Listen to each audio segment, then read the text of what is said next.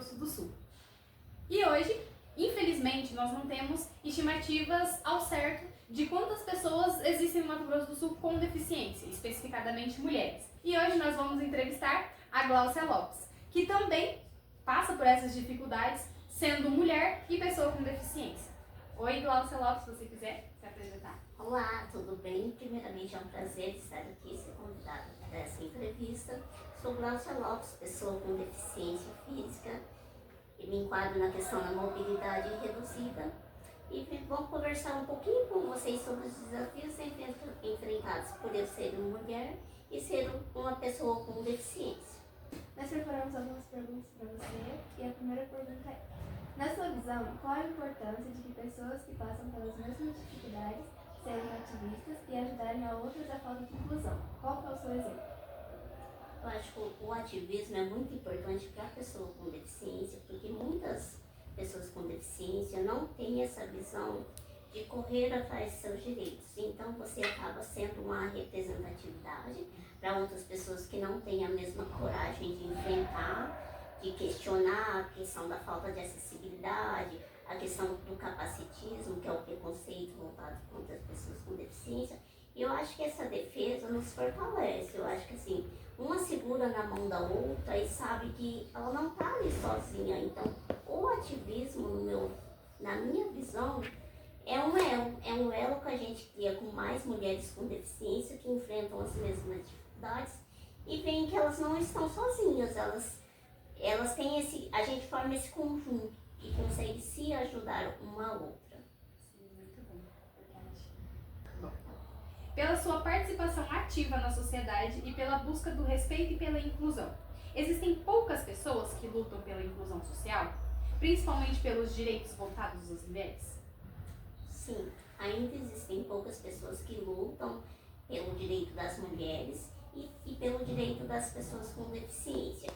Estamos caminhando, é um trabalho de formiguinha que eu falo, cada vez a gente vai conquistando, abrindo novos espaços e essa luta é muito importante, né? Então a gente precisa mostrar que a questão de ser mulher a gente já enfrenta um preconceito grande. Agora, ser uma mulher com deficiência é como se você dobrasse isso. Então, são grupos que precisam ser fortificados, a gente precisa se unir mais para chegar a esse ideal, onde a gente não precise mais brigar pelos nossos direitos. Verdade. Uma luta constante, mas que a gente nunca desista, né? Exatamente. Gláucia, com base nos desafios que você já enfrentou, se as pessoas fossem mais inclusivas, o que teria mudado no seu trajeto e nas pessoas na sua visão na sociedade? Eu acho que essa minha trajetória que teria mudado. Um dos principais fatos que eu gosto de falar, eu não teria recebido o título de guerreira. Porque eu só sou guerreira para os demais, porque eu preciso de enfrentar situações comuns para outras pessoas, que para mim se torna um empecilho muito grande, por exemplo. É não ter uma rampa em um determinado local. Então, assim, acaba que todo dia que você sai de casa, a gente enfrenta essa guerra mesmo. Porque eu não sei o que eu vou encontrar ali. Eu uso um scooter para me locomover, então, toda vez que eu vou sair com ela, é um desafio. Então, esse termo de guerreira, eu acho que eu não precisaria levar pelos demais se a gente tivesse uma sociedade que fosse realmente acessível e inclusiva. Realmente, uma verdade. E a juventude também buscar esses direitos desde agora, tentar levar essa inclusão social, esses arranjos para a sociedade é muito importante. A próxima pergunta é: qual a principal característica que deve conter uma política de inclusão? E o que é necessário para que ela inclua? Que ela realmente inclua, te coloque dentro daquele regime? Primeiramente, a gente precisa deixar de ser uma sociedade onde a pessoa com deficiência está integrada nela, porque nós fazemos parte do todo, porém a gente não é incluído.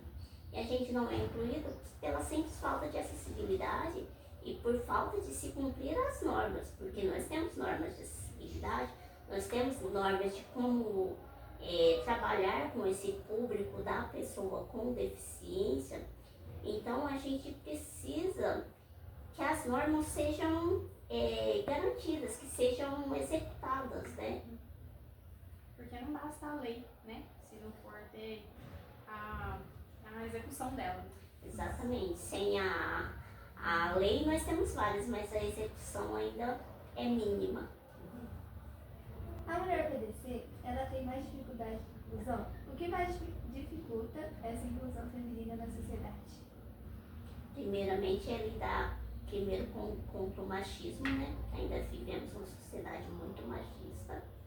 E toda vez que a gente fala de pessoa com deficiência, mulher com deficiência, então o nosso desafio é dobrado, porque eu já vou enfrentar o preconceito lá por ser mulher.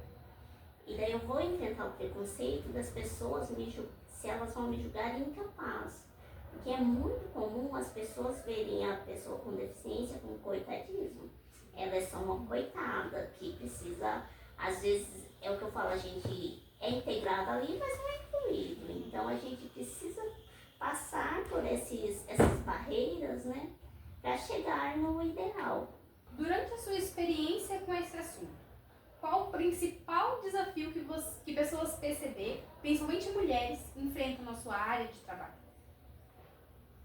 Lidar com o capacitismo.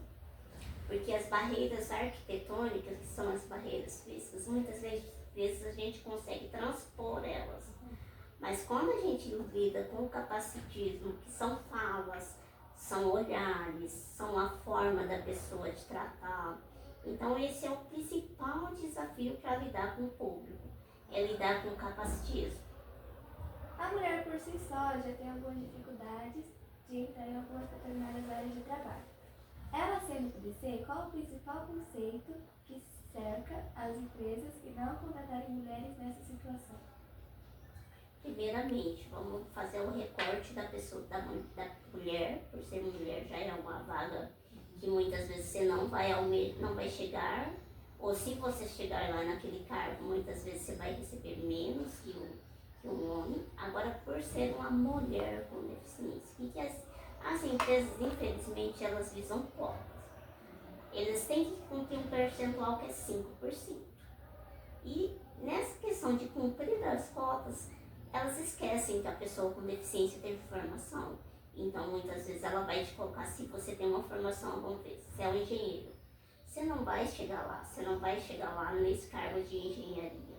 Muitas vezes ela vai te oferecer uma vaga para secretária, uma vaga para ficar na recepção, uma vaga, não são vagas assim, não menosprezando as vagas, mas ela não está levando em consideração a formação da pessoa com deficiência. Então o que ela visa mesmo é só cumprir a lei, a cota de 5%. Então isso acaba invisibilizando muito a mulher com deficiência.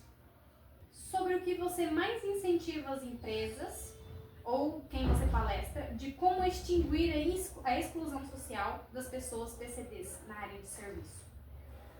Eu falo que as empresas e as pessoas em geral têm que praticar a empatia. A gente precisa praticar a empatia, porque existe a lei de cotas, certo? Mas se o empregador entrega a pessoa em uma área que ela não é a formação dela, tá faltando a empatia lá.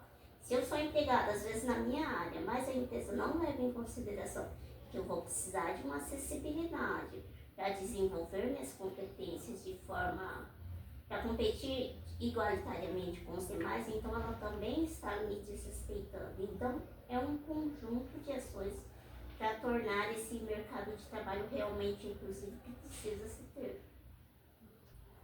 Com a dança, você sente que consegue inspirar outras mulheres a se libertarem das suas amarras ou até mesmo próprias críticas sociais, familiares ou pessoais?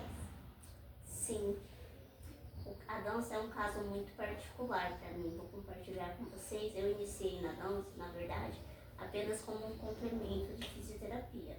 A minha intenção nunca foi se apresentar, mas assim, com 3, 4 meses que eu estava na dança, a professora me lançou um desafio, não, vamos para uma apresentação. Eu falei, não, mas eu estou aqui só para ajudar na fisioterapia. Não, vamos, você consegue. Então, na minha primeira apresentação, eu fiz num teatro que estava cheio, estava bem cheio. Então, para mim, assim, foi um desafio grandioso ali para mim enfrentar, porque eu enfrentava o público fazendo palestra, era totalmente eu ir me apresentar dançando, né? Então ali daquela experiência teve uma dona assim que no final ela chegou e me abraçou, falou assim, eu pensei que eu não podia e eu posso. Então assim, isso para mim é muito gratificante. É inspirador você saber que você modifica a realidade de algumas pessoas. Então a dança também já me levou a pessoas que falaram assim, eu não me enxergava que eu podia dançar, que eu podia romper essas barreiras. Então, para mim a dança assim é muito gratificante. A cultura transforma vidas. Isso assim, a minha realidade foi muito inspirador. Que legal, eu gostei muito do que você compartilhou com a gente. Muito importante. Às vezes tem uma pessoa, que nem a senhora que te abraçou, gente, tanta a família fala, não faz isso. Ela mesma assim, própria se incapacita das opiniões de fora e ela não consegue se enxergar. E quando ela vê uma pessoa que está ali praticando, ela é muito importante, isso é muito legal. É porque a gente consegue tirar ela muito daquela que a gente é condicionada a pensar numa caixinha, né? Isso, e às vezes comentários podem parar a pessoa, e quando ela vê pessoas que às vezes ela identifica com a mesma realidade que ela fala, poxa, eu posso, e isso é muito bacana mesmo. O que a falta de inclusão da mulher PCD causa na sociedade? E psicologicamente, como fica essa pessoa? A causa a exclusão. A exclusão da mulher com deficiência como um todo, né, na sociedade. Porque, como eu falei, a gente vive numa sociedade onde somos integradas, não somos incluídas. Tanto por ser mulher e por ser mulher com deficiência. E a causa, o que causa? Muitas vezes causa o isolamento da mulher com deficiência. Ela não consegue buscar outras referências para tentar sair desse contexto. E muitas vezes esse isolamento pode levar a casos de depressão. Casos da pessoa não se aceitar como ela é, porque a gente fala muito que pessoas com deficiência, primeiro ele tem que se aceitar como ele é, para depois externar para a sociedade, né? Então a exclusão muitas vezes e pode causar também dependência emocional de outras pessoas. Eu falo que tem casos de mulheres, pessoas com deficiências, que elas vivem dentro de uma caixinha, que elas são condicionadas a ter dependência emocional, ou pela mãe, ou pelo pai, ou pelo esposo, ou por alguém que de alguma forma ela acha que está protegendo ela, mas na verdade não. Ele está prendendo ela, não está deixando ela viver, né? Porque a gente está na sociedade, a gente tem que viver em comunidade. Então, eu creio que é isso que causa a questão da mulher com deficiência. Muito bem. Essa foi a entrevista com a Glaucia Lopes. Conhecemos um pouco da história dela e um pouco das dificuldades como mulher com deficiência. Muito obrigada, Glaucia Lopes, pela sua participação aqui com a gente, desenvolver esse nosso projeto que é tão importante e pelas suas respostas, que são muito bem fundamentadas. É muito importante você também ter compartilhado com a gente, que a gente vai crescendo e a gente vai tendo esse percurso, essa vontade de disparar para as outras pessoas também. E da gente crescer também com essa vontade de querer mudar por aí, né? Quem sabe um dia a gente, se essas pessoas que vão desbravar o futuro, essa inclusão social. Bom? Obrigada, meninas. Foi um prazer estar aqui dando essa entrevista para vocês. E que futuramente sejamos uma cidade realmente inclusiva para todos.